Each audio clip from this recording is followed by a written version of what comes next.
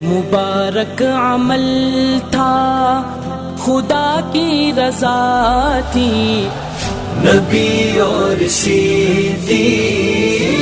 اکبر کی ہجرت۔ حضرت علی رضی اللہ تعالیٰ عنہ فرماتے ہیں کہ میں نے نبی صلی اللہ علیہ وسلم سے سنا کہ اللہ تعالیٰ نے بنی اسرائیل کی طرف کسی نبی کی طرف وحی بھیجی کہ آپ اپنی قوم کو بتا دیجئے کہ کوئی بندہ میری رضا کے لیے ایک دن کا روزہ بھی رکھتا ہے تو میں اس کے جسم کو صحیح کرتا ہوں اور اس کے اجر کو بڑھاتا ہوں۔ حضرت ابو ہریرہ رضی اللہ تعالیٰ عنہ سے نبی کریم صلی اللہ علیہ وسلم کا یہ ارشاد نقل ہے، جہاد کیا کرو تمہیں مال غنیمت حاصل ہوگا، روزے رکھو صحت مند رہو گے، سفر کرو تم مستغنی ہو جاؤ گے۔ نبی صلی اللہ علیہ وسلم نے فرمایا، روزے دار کا سونا عبادت ہے، اس کی خاموشی تسبیح ہے، اس کے اجر و ثواب کو بڑھا دیا جاتا ہے، اس کی دعا قبول ہوتی ہے اور اس کا گناہ معاف کیا جاتا ہے۔ روزہ ایک ایسی عبادت ہے جس میں ریاکاری نہیں ہوتی، اس لیے اگر کسی کو دکھانے کے لیے روزہ رکھنا ہی ہو تو وہ لوگوں کے سامنے کھانا پینا چھوڑے گا، لیکن تنہائی میں اسے کون سی چیز کھانے پینے سے روکے گی؟ ظاہر ہے کہ اس کی وجہ اور سبب سوائے خلوص اور صدق نیت کے اور کیا ہو سکتا ہے؟ حضرت ابو ہریرہ رضی اللہ تعالیٰ عنہ سے نبی کریم صلی اللہ علیہ وسلم کا یہ ارشاد نقل فرماتے ہیں، روزے میں ریاکاری نہیں ہے۔ اللہ تعالیٰ نے ارشاد فرمایا، روزہ میرے لیے ہے اور میں خود اس کا بدلہ دوں گا، کیونکہ اس نے میرے لیے اپنے کھانے پینے کو چھوڑا ہے۔ نبی صلی اللہ علیہ وسلم نے فرمایا،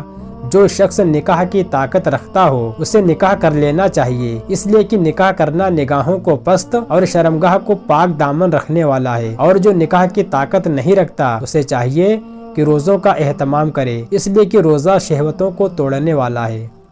اللہ تعالیٰ فرماتا ہے، روزے کے علاوہ ابن آدم کا ہر عمل اس کے لیے ہے، لیکن روزہ میرے لیے ہی ہے اور میں خود اس کا بدلہ دوں گا۔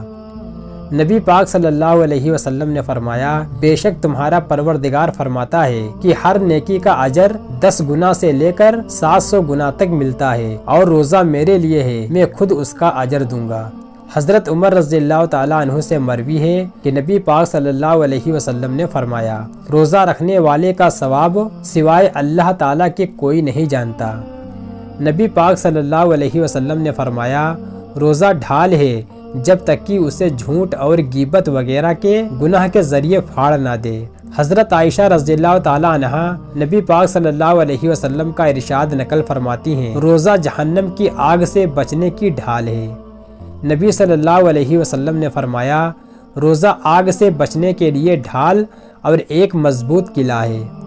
نبی صلی اللہ علیہ وسلم نے فرمایا، روزے دار کے لیے 2 خوشیاں ہیں، ایک وہ خوشی جو اس کو افطار کے وقت ملتی ہے، اور دوسری وہ خوشی جو اسے اپنے رب سے ملاقات کے وقت حاصل ہوگی۔ روزے دار کو 2 مرتبہ بڑی خوشیاں نصیب ہوتی ہیں، ایک دنیا میں اور دوسری آخرت میں۔ دنیا میں افطار کے وقت خوشی ہوتی ہے کیونکہ اس نے حکم خداوندی کو مکمل کیا ہوتا ہے، اور اللہ تعالیٰ کی جانب سے روزے کو مکمل کرنے کی توفیق ملنے پر خوشی ہوتی ہے۔ دن بھر بھوک اور پیاس کے بعد کھانے پینے پر راحت و سکون ملتا ہے۔ اللہ تعالیٰ کی جانب سے اجر و ثواب کے حاصل ہونے پر سرور حاصل ہوتا ہے، اور افطار کے وقت دعا کے مقبول ہونے پر مومن کو خوشی ہوتی ہے، اور روزے دار کو آخرت میں خوشی اس وقت حاصل ہوگی جب اللہ کی جانب سے ملاقات کے وقت اس کو روزے کا بے پناہ اجر و ثواب حاصل ہوگا۔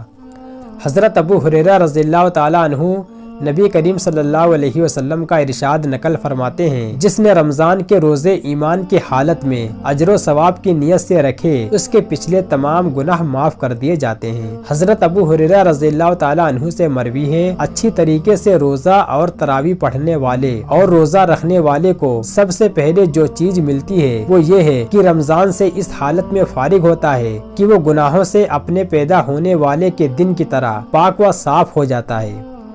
قیامت کے ہولناک مناظر میں جبکہ ہر طرف افراتفری اور نفسا نفسی کا عالم ہوگا، لوگ حساب و کتاب میں پھنسے ہوں گے، اس وقت اللہ تعالیٰ کے محبوب اور پسندیدہ روزہ رکھنے والے بندوں کے لیے نعمتوں کے دسترخوان چنے جائیں گے۔ نبی کریم صلی اللہ علیہ وسلم نے فرمایا، جو بندہ اللہ کے راستے میں ایک دن کا بھی روزہ رکھے تو اللہ تعالیٰ اس کی برکت سے اس کو جہنم سے 70 سال کی مسافت دور کر دیتے ہیں۔ نبی کریم صلی اللہ علیہ وسلم نے فرمایا جس نے اللہ تعالیٰ کی رضا و خوشندی کے لیے ایک دن کا روزہ رکھا تو اللہ تعالیٰ اسے جہنم سے اتنی مسافت دور کر دیں گے جیسے کوئی کوا چوجا ہونے کی حالت میں اڑے، یہاں تک کہ اسی طرح اڑتے اڑتے بوڑھا ہو کر مر جائے۔ نبی کریم صلی اللہ علیہ وسلم نے فرمایا جس نے اللہ تعالیٰ کے راستے میں ایک دن کا روزہ رکھا تو اللہ تعالیٰ اس کے اور جہنم کے درمیان ایک خندق حائل کر دیتے ہیں جو آسمان و زمین کے درمیان کے فاصلے کے برابر چوڑی ہوتی ہے۔ نبی کریم صلی اللہ علیہ وسلم اللہ تعالیٰ کا یہ ارشاد نقل فرماتے ہیں، روزہ میرے لیے ہے اور میں ہی اس کا بدلہ دوں گا، کیونکہ روزے دار میری وجہ سے اپنی خواہش اور کھانا پینا چھوڑتا ہے۔